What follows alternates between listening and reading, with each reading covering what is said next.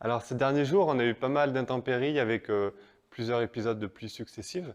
Donc on était plutôt à l'intérieur, dans la cave, et on en profite donc pour suivre de près les fermentations alcooliques qui ont démarré sur la plupart des cuves. Le principe de la fermentation alcoolique, il est assez simple, puisque ce sont les levures qui sont naturellement présentes sur la pellicule de nos raisins, dans nos parcelles, qui vont dégrader du sucre pour produire de l'alcool, mais pas que, puisqu'elles vont également être là pour révéler certains arômes qui sont présents dans les mous, dans les jus de raisin, et former également d'autres composés comme le glycérol et d'autres qui participent à la structure globale du vin.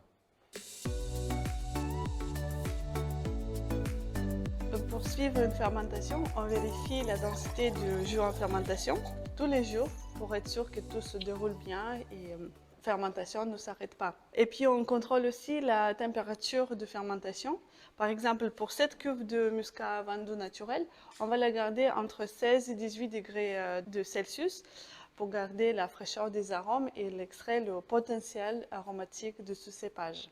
Et le plus important, c'est le dégustateur. Donc on déguste 2-3 fois par jour pour être sûr que tout va dans le bon sens et pour connaître gustativement l'évolution de la fermentation.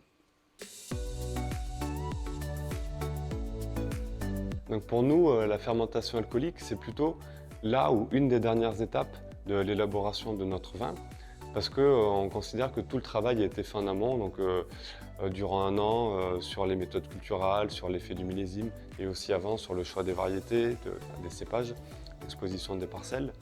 Et finalement, cette fermentation alcoolique, c'est une passerelle entre l'univers du jus de raisin et l'univers du vin, et elle est là pour révéler tout ce potentiel qu'on a donné à nos raisins pour élaborer le futur vin.